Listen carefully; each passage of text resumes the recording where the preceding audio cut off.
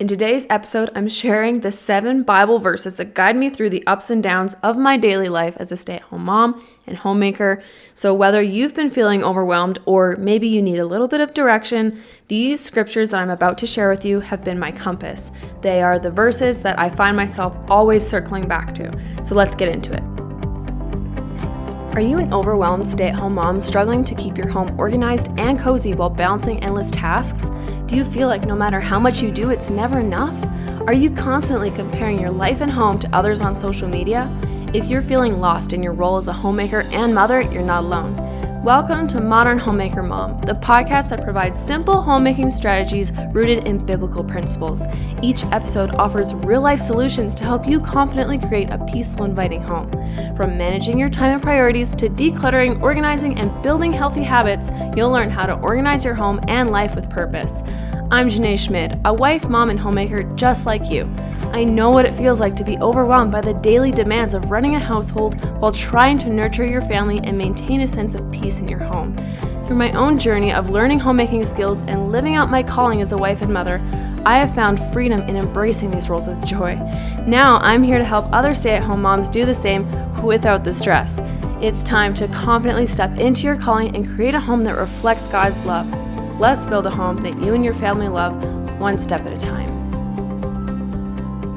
As a woman and a mother, I know that it's easy to face those moments of uncertainty or overwhelm, not knowing what's to come in the future or not knowing what decision to make when we're given different options. And so I have a handful of scriptures that I always reflect on, and I actually find them popping up in my head in a lot of these moments of overwhelm or uncertainty. And so I just wanted to share them with you because I think that since you too are most likely a mother or a stay-at-home wife, you probably will be going through a lot of these same things. And so I think that these verses are something that all of us should really reflect and meditate on in our everyday life. I think they're verses that would be really beneficial to remember so that when we go through these times of uncertainty or just feeling like we need something, to drive us, to give us some clarity, these verses will pop up into your head like they do to mine. I'm sure you've already heard many of these verses multiple times because they're quite common and quite popular.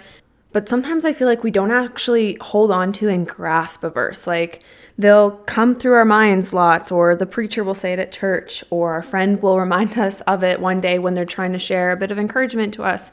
But sometimes we don't actually really ponder that verse and just sit on it and think to ourselves, like, what does this verse truly mean? Like, how is this verse speaking to me? How does it relate to me in this time that I'm in, that I'm going through? So all that being said, let's dive into verse number 1, which is Ecclesiastes 3:1. To everything there's a season, a time for every purpose under heaven. Now, this verse reminds us that there's a season for everything in life. And I really, truly believe that this is one of my core verses because it doesn't matter what you're going through. Like motherhood, or maybe you're pregnant, or you're having your first child, or maybe you're having your 4th child, or you're getting married, or maybe you're meeting your spouse in the first place, but you don't know it yet. Or there's times of trial or times of, excitement. And so everything that we go through is a different season. And I think it's also quite beautiful to relate it to the 4 seasons of, nature, spring, summer, winter, and fall. I really, truly believe that in our own lives, we go through those seasons. There's seasons of spring, abundance. There's seasons of fall where we're, more dormant, more still, hibernating, taking it more easy. I just think it's a super beautiful analogy.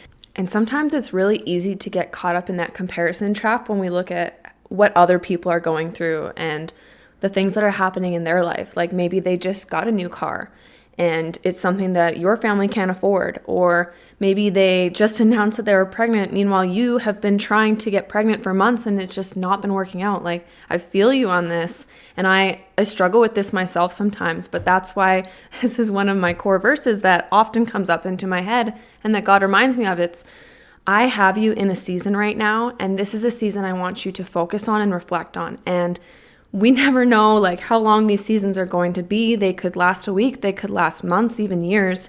And often it's just a matter of, what is God trying to teach me during this time? What am I needing to grow in? And when we get to that point where we can reflect on that, I feel like that is when the Holy Spirit and God can really work through us and really speak to us. And I just find that really, really beautiful. Okay, so the second verse I wanted to share with you today is Matthew 6:34. Therefore, do not worry about tomorrow, for tomorrow will worry about itself. Each day has enough trouble of its own. Now, I don't know about you, but I am so guilty of being a worrier, an overthinker. I stress easy. And so my husband also will remind me of this verse often, but honestly, all throughout my life, this is just a verse that I often find God whispering to me when I'm finding myself in those times of anxiety. And I just need to take a moment to remember, I just need to focus on today. God doesn't want us to be just worrying about what could happen tomorrow, what could happen next week. He doesn't want us focusing on that because today has enough things going on. He wants us to pour our attention into today. And I mean, who knows? Like, we never know when our time on this planet is going to come to an end. We might not wake up the next day. I mean, that's kind of a horrible thing to think about. And I don't mean to say it in a negative way or anything, but we sometimes take the gift of life for granted. And so what's the point of worrying about the future if we just need to be present in today? Just be in today's moment. And something that I also find myself often realizing is when I don't worry and don't fret over those future moments, those future things that could happen, honestly, God almost always works it out. Like, no matter what I can do, no matter how much worrying and fretting and just getting all worked up about something, it always ends up working out for good. And if it didn't work out for good, there's always lessons to be learned in it. So I just want to encourage you to just meditate, just ponder this verse in those times when you're feeling anxious. Just take a moment to breathe and just, read this verse out loud to yourself. Remind yourself, okay, God's got this. I'm going to focus on today. And I feel like the third verse I'm going to share with you really ties into this previous one. So Proverbs 3:5-6. I'm sure you've heard this one. Trust in the Lord with all your heart and lean not on your own understanding. In all your ways, submit to him, and he will make your path straight.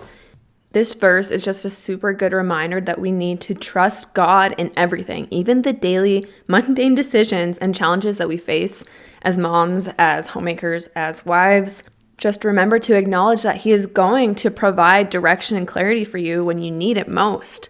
And also just think about those things where you would just love.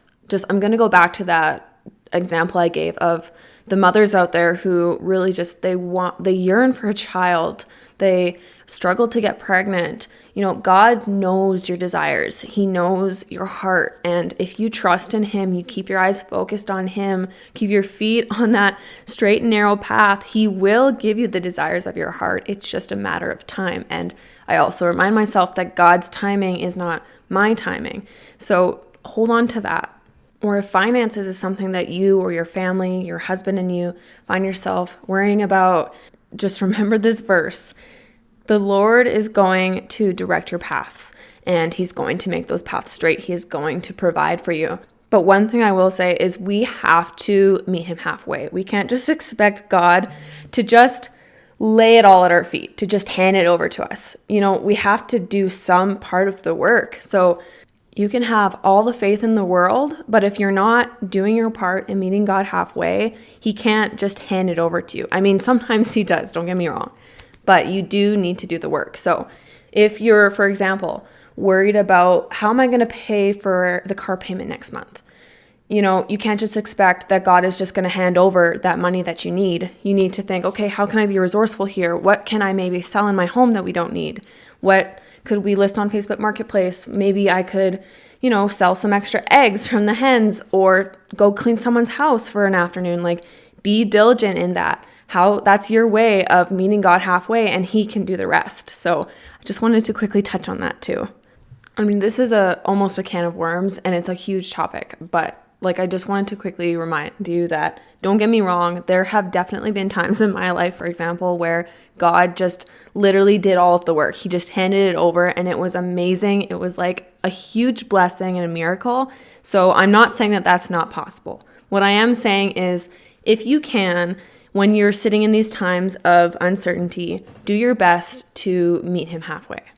Okay, moving on to the next verse, which is Philippians 4, verse 6. Do not be anxious about anything, but in every situation, by prayer and petition, with thanksgiving, present your requests to God. This is another verse that I just love. It's very close to my heart. I just want to encourage you to bring your requests to God, no matter what it is, no matter how big, no matter how small. If you are really struggling with teaching your child how to be potty trained, bring it to God. If you don't know what to make for supper, I know it sounds silly, but just ask God, God, what do I have in the freezer? What should I make tonight? He will give you answers, I promise. Or another thing could be, how should I respond to this person? I know that they're hurting. Can you give me the words? Like, let your spirit guide me so that I can be a blessing to this individual. It's honestly a really beautiful way to tie prayer into your life, is by, instead of feeling like you have to be on your hands and knees with your eyes closed and your hands folded, prayer can be a conversation with God that you just have throughout the day. And so this is a verse that I like to often reflect on and remind myself of, is include God in what I do, bring my sorrows, my stresses, and even the things that I'm grateful for, bring them all to God. Okay, moving on to the next verse, 1 Thessalonians 4, verse 11, make it your goal to live a quiet life, minding your own business and working with your hands, just as we instructed you before. Now, I think this verse is really good for finding peace and purpose, just to remind us to find that peace and purpose in the simplicity of our everyday life, the mundane. We don't have to live out these complicated lives with to-do lists and tasks and activities that are a mile long. We can just take joy and pleasure in the simple things, like sitting on the deck with your kids and watching the sun go down, or having a tea party with your friend next door, or, making a sourdough loaf for your neighbor. All these simple things, they add up to be huge blessings. And so that's why this verse is just something that I really meditate and hold close to my heart, is because it is what I want to be. It's what I want to live out. I want to live out that slow, quieter pace, and that's okay. We don't have to be like the world. In fact, the Bible calls us to be different, to be set apart. So you can be set apart by enjoying those slower paced days, by not having so much to do, by not having that guilt of constantly having to be productive. It's okay to step back and to just be. Now, Psalm 46:10 is a verse that just really ties into what I was just talking about. Be still and know that I am God. I'm sure you've heard this one before. This is just, a really awesome thing to meditate on and to remind yourself to pause, reflect, and be still in God's presence, especially when life feels chaotic, especially when we get caught up in the daily tasks at home or the kids and running to and fro and keeping up with all the things. We need to take that time to be still. Otherwise, we can't hear what God's trying to say to us. We can't communicate with God. He can't speak to us when we don't take a moment to pause and even listen to what he's saying to us. And so that's why this verse is just something that I really truly believe that we should all always reflect on, because we need that time to focus on God. Okay, the seventh and final verse I'm going to be sharing with you today is 1 Corinthians 14:40. Let all things be done decently and in order. Now, I just think that this verse ties in so good with everything I'm going to be sharing here on this podcast. Our houses, God, how should I say this? God has given us our homes as temples. We are supposed to be treating these homes as temples. And I just like to kind of view it as in, if Jesus were to come into my home today, would I feel like my home is presentable to him? Now, I'm not saying that Jesus can't come into your home because it's not presentable or because it's not perfectly clean. That is not at all what I'm saying.